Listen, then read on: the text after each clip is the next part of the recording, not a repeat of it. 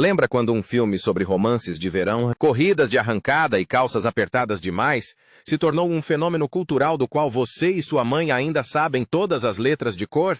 Esse filme era Grease, de 1978, que convenceu toda uma geração de que o último ano do ensino médio era sinônimo de jaquetas de couro, coreografias combinando e mudar tudo em si mesmo pela pessoa de quem você gostava.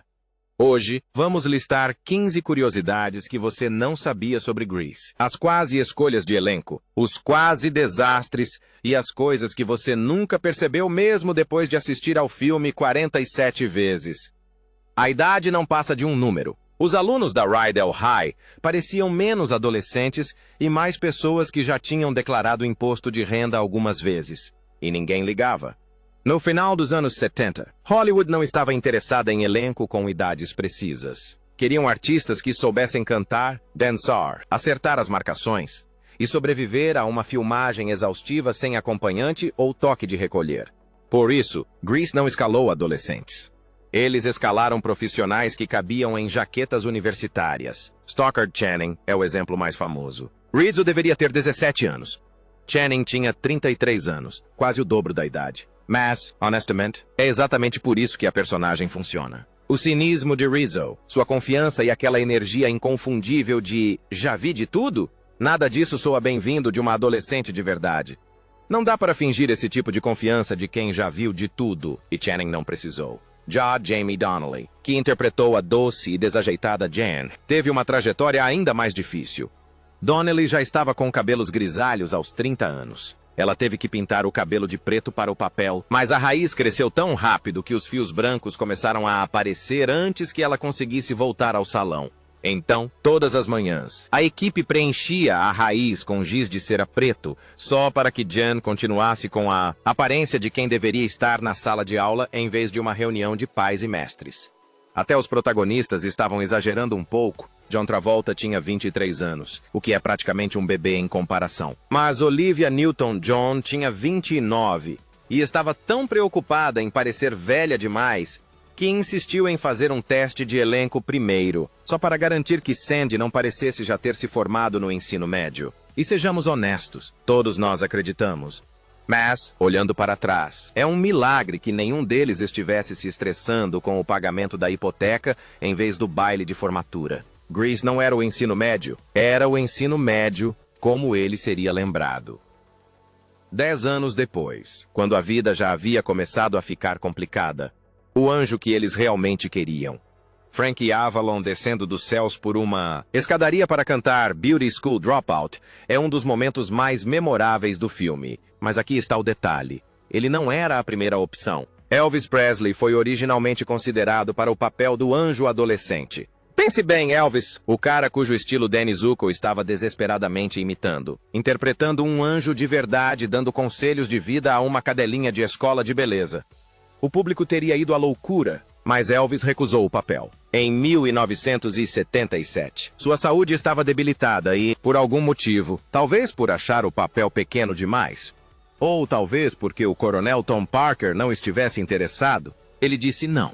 Ele morreu em 16 de agosto de 1977. E é aqui que a história fica sinistra. Segundo o diretor Randall Kleiser, a notícia chegou ao set no mesmo dia em que estavam filmando a cena da festa do pijama em que Rizzo canta Elvis, Elvis, me deixe em paz, mantenha essa pelvis longe de mim. Kleiser disse mais tarde que foi muito assustador. A notícia estava em todos os lugares, então todo mundo sabia. A equipe ficou completamente apavorada. Depois que Elvis recusou o papel, os produtores optaram por Frankie Avalon, o galã certinho dos filmes de praia dos anos 60, e, honestamente, funcionou. Avalon combinava perfeitamente com a fantasia chiclete de Grease, mas de vez em quando você não consegue deixar de se perguntar como teria sido aquela cena com Elvis usando aquela camisa branca com lapelas enormes. As It Girls disseram não. Sandy Olsen parecia tão perfeita para o papel que parecia a obra do destino. Mas Grease quase nos deu uma Sandy muito diferente. E um filme muito diferente. Antes de Olivia Newton-John, os produtores estavam atrás de praticamente todas as It Girls da época. E cada uma delas quase levou o filme para uma direção completamente diferente. Maria Osmond estava no topo da lista. No final dos anos 70, ela era a queridinha da América, uma escolha óbvia para Sandy. Mas ela desistiu e o motivo foi bastante ousado. Ela odiou o final. Maria acreditava que a transformação de Sandy por Danny passava uma mensagem errada para as meninas. O rapaz é que deveria mudar pela rapariga, e não o contrário. E honestamente, ela tinha razão, mas isso é assunto para outro vídeo. Se ela tivesse dito sim, Grease poderia ter sido um musical familiar inocente com um ato final bem diferente. E depois havia Carrie Fisher. O diretor Randall Kleiser foi colega de quarto de George Lucas na faculdade. Então, enquanto Lucas estava ocupado mixando as trilhas sonoras de um pequeno filme de ficção científica chamado Star Wars, Kleiser deu uma passada para ver algumas cenas na esperança de que a princesa Leia servisse como sua Sandy, mas não encontrou muita inspiração. Como Kleiser admitiu mais tarde, eu não conseguia dizer se ela era boa para um musical porque tudo o que eu via era o cabelo dela. Você consegue imaginar Sandy com a atitude da Leia? Rydell High teria muito mais impacto. E Olivia Newton-John? Bem, ela tinha seus próprios problemas. Mesmo depois de aceitar o papel, ela não conseguia acertar o sotaque americano. Então, em vez de substituí-la, os cineastas simplesmente reescreveram a personagem. Sandy Dombrowski se tornou Sandy Olsen, uma estudante australiana transferida para o exterior. Problema resolvido. John Travolta lutou muito por Olivia, chamando-a de o sonho de todo homem. E assim, a história do cinema se encaixou perfeitamente. Sam Solo, Sam Olivia. Olivia Newton-John não aceitou participar de Grease sem algumas condições. Uma delas era que ela precisava de um solo. Acontece que o musical original não tinha uma balada marcante para Sandy. Não foi assim que o programa foi concebido. Mas Olivia era, antes de tudo, uma artista musical e seu contrato deixava isso claro. Se ela pretendia ser a protagonista deste filme, precisava de um momento para provar o porquê. O problema era que a música ainda não existia. No meio da produção, o produtor de longa data de Olivia, John Farrar, finalmente entregou a resposta. Ele compôs uma canção que tinha a essência de uma balada romântica clássica dos anos 50, repleta de saudade e desilusão amorosa, mas com o brilho suave do pop do final dos anos 70. Em outras palavras, exatamente o que Sandy precisava. Mas quando a pista estava pronta para ser filmada, as filmagens principais já haviam terminado. O restante do elenco havia se dispersado para outros projetos. Então Olivia voltou sozinha para gravar a cena. É por isso que Sandy está sozinha no quintal. Não porque o roteiro exigisse, mas sim por causa da agenda. Até mesmo sua aparência teve que ser fingida. A equipe de cabelo e maquiagem se esforçou para recriar a aparência anterior de Sandy, mas, se você observar com atenção, verá diferenças sutis em relação à sequência da noite de verão. E aqui está o ponto crucial. Essa obrigação contratual se tornou o núcleo emocional do filme. Hopelessly Devoted to You. Randall ao musical Grease. Sua única indicação ao Oscar, na categoria de melhor canção original. A música disparou nas paradas da Billboard e ajudou a transformar Olivia Newton-John em uma estrela de sucesso internacional. Desde então, tornou-se tão essencial que remontagens teatrais modernas a incluem, mesmo que nunca tenha feito parte do espetáculo original. Imagine Grease Sam Hopelessly Devoted. É como um hambúrguer sem batatas fritas. Aquela cláusula contratual deu a Sandy seu momento de glória e a todos nós um dos maiores hinos de karaokê de todos os tempos. 20 minutos para coreografar um clássico. O final de Grease parece um caos controlado. A casa de diversões, os brinquedos, todo mundo dançando sem parar enquanto Danny e Sandy finalmente se acertam. Acontece que Controlled está fazendo um trabalho pesado nessa frase. O produtor Alan Carr alugou um parque de diversões itinerante de verdade e o instalou no campo de futebol americano da John Marshall High School. É, um verdadeiro parque de diversões com brinquedos de verdade. O elenco chegou para trabalhar e encontrou um bobo da corte esperando por eles no Midway. Mas é aí que a coisa complica. Sabe aquela música You're the One That I Want? Aquela música que está na sua cabeça desde 1978 e que provavelmente tocou na abertura deste vídeo? Ninguém sabia que ela existia até eles estarem no set prontos para filmar. O elenco ensaiou We Go Together durante semanas. Essa parte estava definida. O dueto de Danny e Sandy? Nem tanto. O número final original, cheio de emoção, foi descartado porque os produtores queriam algo mais pop para Olivia Newton-John. A música que o substituiu foi You're the One That I Want. E chegou tão tarde que a coreógrafa Pat Birch teve apenas 20 minutos para improvisar toda a sequência no Funhouse. 20 minutos. para um dos números de dança mais memoráveis da história dos musicais no cinema. Sem pressão, claro. O elenco ouviu a música pela primeira vez ali mesmo, no set de filmagem. Então toda aquela empolgação que vocês veem na tela é real. Eles não faziam ideia do que estava por vir. Enquanto isso, Eddie Deason, nosso querido nerd Eugene, foi amarrado em um daqueles brinquedos giratórios de parque de diversões para várias tomadas. Quando finalmente conseguiram a cena, Deason cambaleou. Encontrou um pasto próximo e vomitou imediatamente. O glamour de Hollywood, pessoal. Então, sim. Quando você assiste ao final e todo mundo parece estar funcionando à base de pura adrenalina e orações, no fim das contas, eles meio que estavam mesmo. 5 dias. Samar, matadouro. Lembra daquela grande competição de dança? Toda aquela energia contagiante, todo mundo arrasando na pista? Não, foi um pesadelo. A cena do National Bandstand foi filmada na Huntington Park High School, no meio do verão californiano. A academia não tinha ar-condicionado, e então adicionaram enormes refletores de produção. Dezenas de pessoas amontoadas no espaço e figurinos que não permitiam a respiração da pele, como ternos de lã, crinolinas grossas, laque suficiente para destruir a camada de ozônio e temperaturas no chão que, segundo relatos, chegaram a 47 graus Celsius. E havia um matadouro nas proximidades. Olivia Newton-John contou mais tarde que o cheiro do frigorífico entrava sempre que eles abriam as janelas para arejar. Então a equipe tinha uma escolha. Mantenha as janelas fechadas e deixe o fogo te assar lentamente, ou abra-as e banhe-se no cheiro fétido do matadouro. Escolha o seu veneno. E esta filmagem não durou apenas um dia. A sequência de dança levou 5 dias para ser filmada. 5 dias. Então, conforme as horas se acumulavam, os topetes começaram a desmanchar. A maquiagem borrou. E vários membros do elenco tiveram que ser retirados do estúdio devido à exaustão pelo calor. Michael Tucci, que interpretava Sonny, teria ido parar no hospital por desidratação. Entre as filmagens, os atores simplesmente se deitavam no chão da academia para se recuperar. Então, da próxima vez que você vir Danny e Cha-Cha arrasando nas cenas de ação, repare no brilho da pele de todos. Aquilo não é brilho de filme. É suor de sobrevivência a 47 graus Celsius. E eles não estavam dançando por um troféu. Estavam apenas tentando dançar para respirar ar fresco. Aquela corrida de arrancada parece incrível. 2 carros acelerando no asfalto. Danny ao volante. Todo mundo vibrando como se fosse a coisa mais legal que já viram. O que você não vê é o risco biológico. O rio Los Angeles não era um cenário de filme, mas sim um canal de drenagem de concreto que coleta a água da chuva de metade da cidade. Quando a equipe de Grease chegou, o que quer que estivesse naquele leito do rio já estava em decomposição sob o sol da Califórnia havia semanas. A água estava parada, quente e era praticamente um caldo de bactérias. E os carros passaram por ela durante 3 dias. Toda vez que Grease Lightning ou Hell's Chariot desciam em alta velocidade por aquele canal, a água contaminada espirrava para todos os lados. O elenco, a equipe, qualquer pessoa que estivesse por perto, ninguém se dava conta do que estava respirando até começar a ficar doente. O diretor Randall Kleiser estava andando descalço por causa do calor. Ele cortou o pé e continuou trabalhando. No dia seguinte, ele estava com febre de 38,3 graus Celsius. Mais tarde, ele admitiu que estava completamente fora de si durante as filmagens das cenas no restaurante, mas parar não era uma opção. Então ele simplesmente dirigiu mesmo com febre.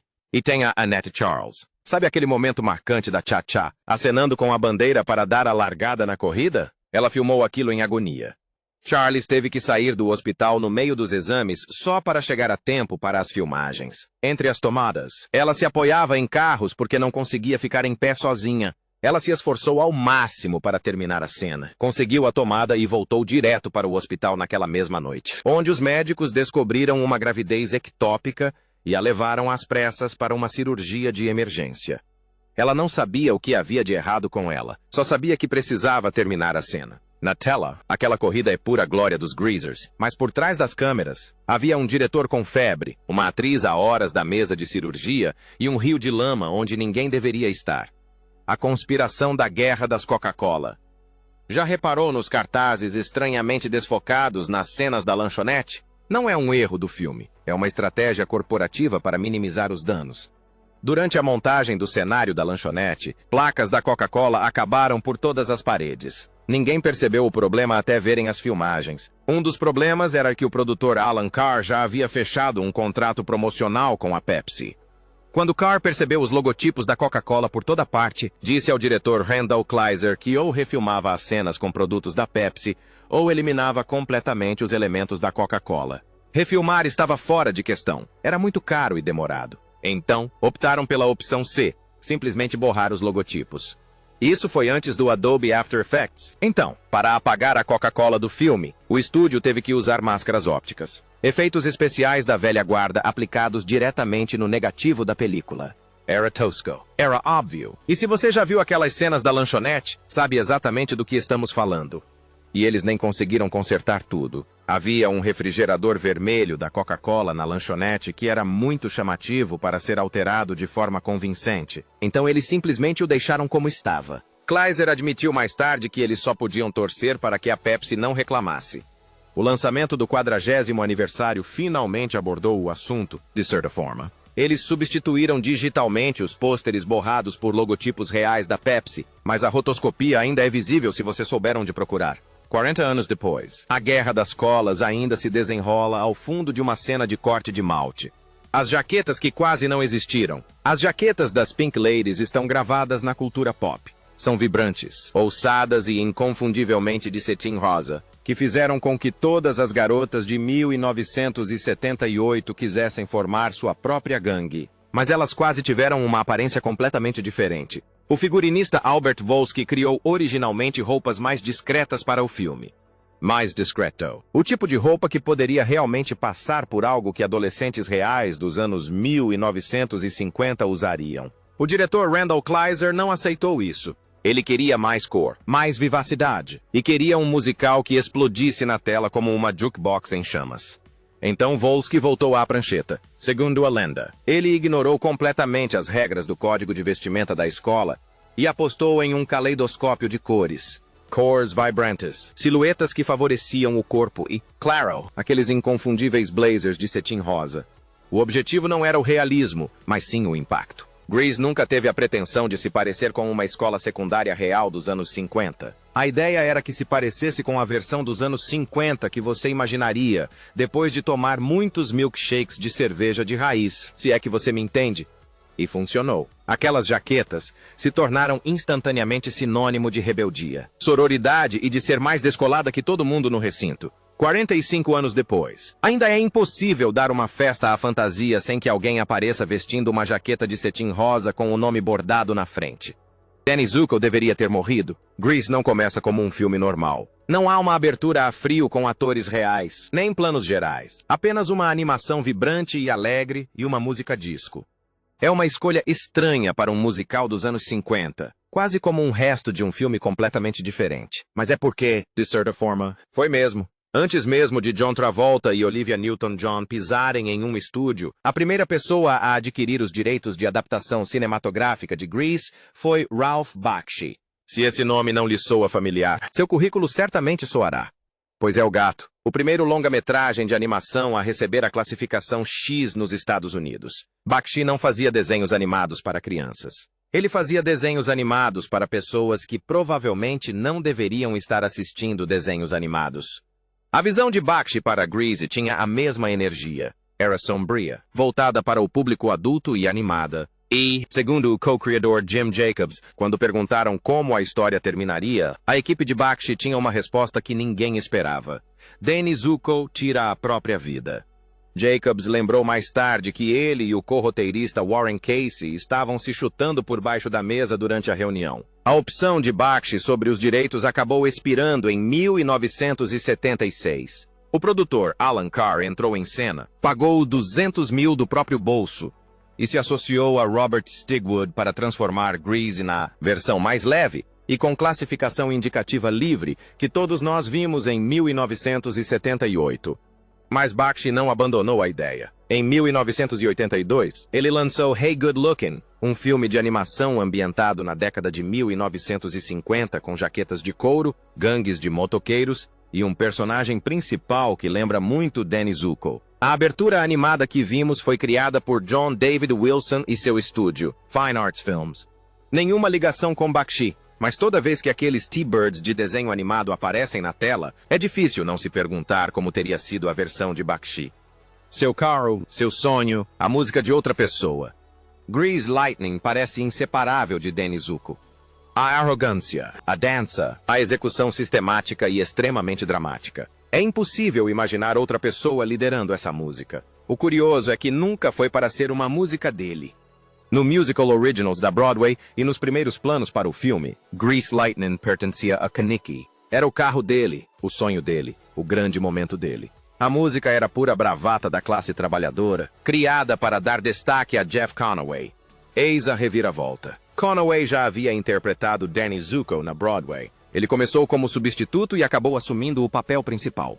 Quando o filme foi produzido, ele teve que ceder o papel para que John Travolta pudesse interpretar Danny e se contentar com o papel de coadjuvante. Mas pelo menos ele ainda teria o papel principal. Certo? Errado. Quando as filmagens começaram, Travolta já era a grande estrela de Hollywood. Ele tinha acabado de filmar Os Embalos de Sábado à Noite, e todos sabiam que o filme seria um sucesso estrondoso. Travolta viu Grease Lightning pelo que era. Um número energético que todos se lembrariam, e ele o queria. O diretor Randall Kleiser achou que o certo seria perguntar a Conaway se ele concordava. Conaway recusou, mas acabou cedendo. Então, o cara que interpretava Danny na Broadway foi rebaixado para o papel de Kenickie. Viu sua grande música ser entregue a outro ator. E os sucessos continuaram, literalmente. Durante as filmagens de Grease Lightning, Conaway foi acidentalmente derrubado por outros membros do elenco e machucou as costas. Os médicos receitaram analgésicos. Essa lesão desencadeou um vício que o acompanhou pelo resto da vida. Nas telas, Travolta transformou essa música em um clássico do cinema, mas fora delas. Conaway pagou o preço de maneiras que ninguém imaginava. A roupa que exigiu uma costureira de plantão. Sandy desfilando com aquelas calças pretas de cintura alta é uma das transformações mais lendárias da história do cinema. Em menos de 30 segundos, a doce estudante australiana transferida se torna a pessoa mais descolada do lugar. Mas o que você não vê é que Olivia Newton-John estava praticamente presa naquele look e uma simples ida ao banheiro poderia ter paralisado toda a produção. Aquelas calças não foram feitas sob medida para o filme, eram vintage. O figurinista Albert Wolski queria manter a autenticidade dos anos 1950. Então ele rastreou um par de calças justas de cintura alta em tecido tipo pele de tubarão, que eram realmente da época. Em 1978, essas calças já tinham cerca de 20 anos. Só havia um par. Então não havia reservas, nem peças extras. Como Olivia disse mais tarde, um rasgo e seria um desastre. Agora é que a história fica interessante. Quando Olivia experimentou as calças pela primeira vez, o zíper já estava quebrado. Wolski não queria arriscar danificar o tecido vintage ao substituí-lo. Então, o departamento de figurino teve uma ideia criativa. Costurá-la dentro das calças. Todas as manhãs. Isso significava que, uma vez que ela fosse suturada, não havia mais volta. Nada de sentar confortavelmente, nada de se curvar. E as idas ao banheiro eram uma verdadeira operação. A equipe teria que desfazer cuidadosamente a costura, soltá-la e depois costurá-la de volta. Olivia brincou mais tarde que isso limitava sua capacidade de beber e comer, porque eles tinham que abrir o zíper e costurá-la novamente. Então eram dias longos. E mesmo assim, ela dançou. Cada chute, giro e passo confiante. E cada gesto de você é quem eu quero foram feitos sabendo que aquelas costuras de décadas atrás poderiam se romper a qualquer segundo. Sandy parece mais livre e poderosa do que nunca, enquanto a atriz que a interpreta está literalmente presa em um tecido vintage, unida apenas por fios e determinação. Quando as filmagens terminaram, Olivia pôde ficar com o figurino. Em 2019, Olivia leiloou a jaqueta e a calça para arrecadar fundos para seu centro de bem-estar para pacientes com câncer na Austrália. Juntas, as peças renderam $405.700 americanos, mais que o dobro da estimativa da casa de leilões Julians. A jaqueta de couro sozinha foi vendida por os $243.200, enquanto a calça, ainda com o zíper quebrado, foi arrematada por $162.500 americanos por Sarah Blakely, fundadora da Spanx. Blakely chamou Olivia de a pioneira das leggings pretas, e agora tem essas calças emolduradas e penduradas na sede da Spanx. A coroa que levou 40 anos para ser roubada. Os críticos não ficaram exatamente impressionados. As resenhas variaram de extremamente divertida a agradável e superficial, com uma crítica descartando o filme como tendo quase a mesma substância que Pão Branco. Os adolescentes de todo o mundo não deram a mínima. Compareceram em massa e continuaram comparecendo. Grease não foi apenas um filme, foi um fenômeno cultural. Quando estreou nos cinemas no verão de 1978, ninguém na Paramount esperava o que aconteceria a seguir. Eles o descreveram como um filme adolescente de orçamento médio, feito com apenas 6 milhões de dólares. Em vez disso, tornou-se um fenômeno financeiro que redefiniu o que um musical poderia fazer pelo público moderno. Grease se tornou o filme de maior bilheteria de 1978, superando Superman e Tubarão 2, e não parou por aí. Quebrou o reinado de 13 anos da trilha sonora como o musical de maior bilheteria de todos os tempos.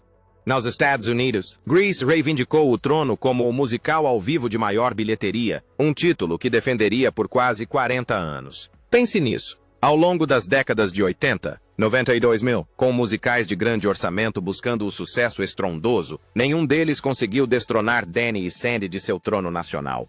Foi somente em 2017, com o lançamento de A Bela e a Fera pela Disney, que Grease finalmente perdeu a coroa, sendo destronado em 2024 por Wicked. Mundialmente, Os Miseráveis conseguiu ultrapassar Grease em 2012, mas mesmo isso levou mais de 3 décadas. Com um orçamento de 6 milhões de dólares americanos, Grease arrecadou 396 milhões de dólares americanos em todo o mundo, 66 vezes o seu custo.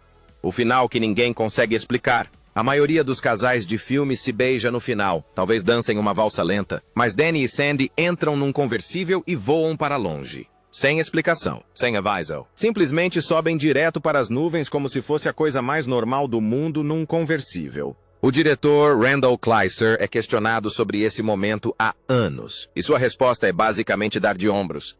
O carro voador não estava na peça de teatro, nem de perto. O musical original termina no Burger Palace, onde Sandy aparece com seu novo visual, e todos cantam We Go Together, com os pés firmemente plantados no chão. Sem parque de diversões, sem decolagem, apenas um final feliz comum. O filme tinha outros planos. Começa com uma sequência de abertura animada e extravagante, e termina com um carro ignorando todas as leis da física imagináveis. Grease não estava interessado em fazer sentido, mas sim em fazer você sentir algo. Bem, como a internet é a internet, alguém acabou criando a teoria de que Sandy está morta. A ideia é que todo o filme seja uma alucinação de Sandy após ela se afogar na praia. Em Summer Nights, Danny se gaba de ter salvado a vida dela depois que ela quase se afogou, e os fãs se apegaram a essa letra e criaram uma teoria da conspiração. O carro voador representa Sandy ascendendo ao céu. O final perfeito demais é uma fantasia, enquanto ela desaparece. Jim Jacobs, co-criador de Grease, acabou com essa ideia de forma categórica. Ele disse ao TMZ que a pessoa que criou essa teoria devia estar sob efeito de ácido. Sandy estava bem viva. Olivia Newton-John achou tudo hilário e brincou dizendo que isso faria de Grease o primeiro musical com zumbis. Então não, o carro voador não significa que Sandy vai para o céu, é apenas gloriosamente bizarro. Qualquer outro filme teria sido motivo de chacota nos cinemas, mas Grease já era um mundo onde oficinas mecânicas se transformam em números musicais, coreografados, e Frank Avalon desce flutuando das nuvens para dar conselhos de cabeleireiro. Nesse ponto, um carro voador é apenas mais uma terça-feira qualquer. O Fonzie disse não. Danny Zuko conquistou nossos corações com aquela mistura perfeita de charme, arrogância e vulnerabilidade. Mas essa atuação quase não aconteceu porque o papel foi oferecido ao Fonzie. Oito. Em 1977, Henry Winkler era a realeza da televisão. Seu Arthur The Fonz Fonzarelli em Happy Days era o rosto da nostalgia dos anos 50. Quando os produtores de Grease o convidaram, estavam lhe oferecendo a joia da coroa do estilo adolescente. Winkler disse não, sem rodeios. Ele tinha pavor de ficar estereotipado. Ele já era o cara descolado de jaqueta de couro e motoqueiro toda semana na ABC. Contratar Danny o teria eternizado como o rebelde de coração de ouro, sem deixar espaço para mais nada. Essa recusa abriu uma brecha para um jovem ator que estava começando a despontar em Welcome Back, Kotter, John Travolta. Ele já havia interpretado Doody na turnê da produção teatral de Grease, mas agora tinha sua chance de alcançar a imortalidade. Travolta trouxe algo que Winkler não conseguiu. Ele sabia cantar e sabia dançar. Sua mãe era dona de um estúdio de dança, e quando ele gravou o rap de Saturday Night Fever, lançado poucos meses antes de Grease, Ele já havia treinado com os melhores coreógrafos até que seus passos de dança se tornassem impecáveis. Danny Zuko precisava de alguém que soubesse cantar afinado, contar uma história de amor e fazer com que cada número musical parecesse fácil. Travolta entregou tudo. Winkler admitiu mais tarde que havia cometido um erro. Ele resumiu tudo perfeitamente. Ele foi para casa e tomou um suco de laranja, enquanto Travolta foi para casa e comprou um avião. Ele também reconheceu que Travolta era a melhor opção, principalmente porque Winkler não sabia cantar muito bem. Mas essa dúvida ainda assombra os fóruns de curiosidades de Hollywood até hoje. Foi a decisão que deu origem a milhares de pistas de dança. Se Winkler tivesse aceitado, talvez tivéssemos um filme Happy Days glorificado com um título diferente. Em vez disso, tivemos John Travolta e uma atuação que definiu uma geração e que continua atual até hoje. E aí está, 15 fatos estranhos que você não sabia sobre Grease. Qual deles te surpreendeu mais? E qual cena do filme ainda está na sua cabeça depois de todos esses anos? Curta se isso despertou alguma lembrança. Inscreva-se para mais análises profundas sobre os filmes e séries que marcaram nossa infância e compartilhe este vídeo com um amigo cuja música favorita de karaokê é Summer Nights. Até a próxima!